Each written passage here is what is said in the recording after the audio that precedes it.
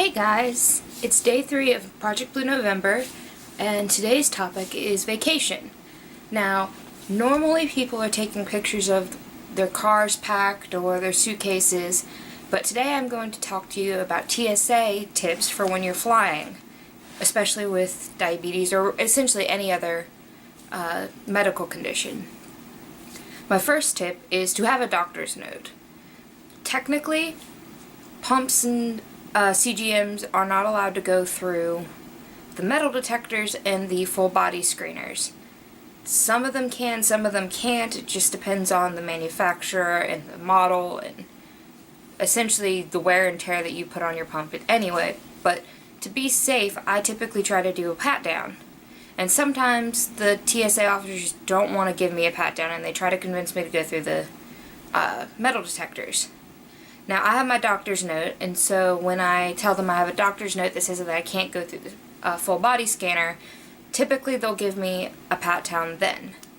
I don't know if it's because they think that they could be personally liable if my pump fails, or if just a doctor's note is more believable than me, myself, telling them that I can't go through and would like a pat down. But either way, it's extremely helpful, and I've never actually had to show it to anybody. I just have to say I have one, and I typically can get a pat down. My second tip is to always make sure that you have double the amount of supplies you think you're going to need.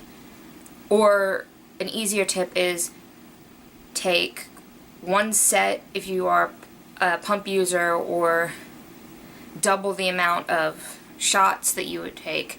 For me, since I use a pump, I do one set for every day that I'm gone, plus 2 or 3 just in case. And the same with cartridges. Not that I expect to use a site every day, but that helps with, those times when your site fails, or it gets caught on a doorknob, or in the case of my CGM, when I was on a cruise a couple months ago, this lady was rushing to get into one of the ballrooms and ripped my sensor off of my arm with her handbag. So having the replacement definitely helped.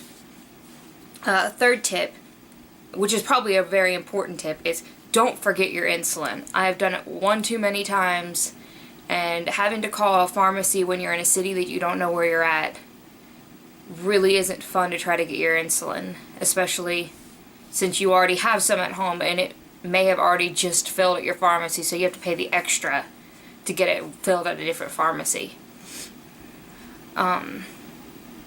Bring extra snacks if you're going to be on a plane, because you don't want to be low, 35,000 feet up in the air, and have to pay for an extra snack from the plane people.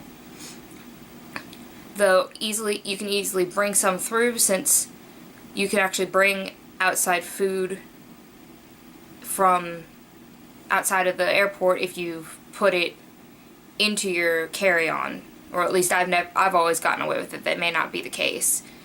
But you can definitely always buy it when you get on the inside of security, and they will let you bring it on the plane. Food, drinks, anything you buy on the terminal side of security, you can take on a plane with you. Another important thing that you can do is for TSA, which a lot of people don't know, is that you can have an extra quart-sized bag for your insulin and juice or whatever medicine, in addition to your bag that you have with your shampoo and your other lotions and conditioners and whatever stuff you try to fit into that 331 bag. Also, you can have another carry-on if it only has your medical supplies in it. And I've never had to do it. I can always fit everything I have into my carry-on or into my personal item.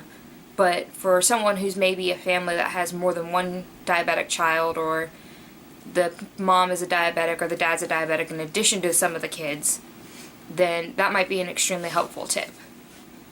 Let me see. Know where your pharmacies are when you're going on a trip, just in case you have to run into something. A few years ago, I was in Pigeon Forge and I left my meter in the Dixie Stampede stadium, and we couldn't go and get it until 3 o'clock the next day, and I realized I didn't have it at like 9 o'clock at night. And so we had to go to the CVS and buy a new pump, or not a pump, buy a new meter and get new test strips, and luckily there were enough test strips in the tester, like the actual case that it came with, to hold me over until I was able to get my actual meter back. But knowing where your pharmacies are can definitely help save your life, or just be convenient. In addition, know where your hospitals are, because those are slightly more important than a pharmacy, just in case, you know, you get sick. Because heaven forbid you go into DKA while on vacation. But I hope that these tips help, and I'll see you tomorrow.